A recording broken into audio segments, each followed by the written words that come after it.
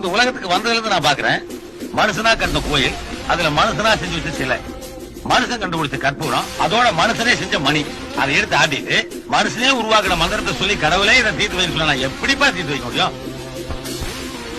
இந்த உலகத்துல நான் மனுஷனுக்கு என்னையா கொடுக்கல?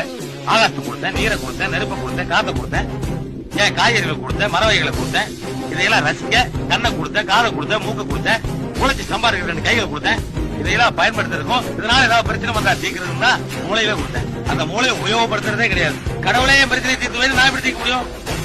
இப்போ 24 மணி நேரம் என்னையே நினைச்சிருக்க ஒரு பக்தன் நெல்லை கொண்டு போய் பாறையில் போட்டானா, அடடா இவன் நம்ம பக்தனாச்சே அப்படின்னு அந்த நெல்லை விளைவிக்கிறனா?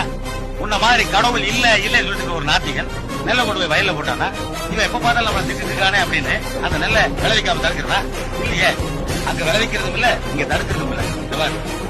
கடவுள் மனுஷனுக்கு பிரச்சனை உண்டாக்குறதும் இல்ல, மனுஷனால் உண்டான பிரச்சனையை கடவுள் வந்து தீர்க்கிறதும் இல்ல.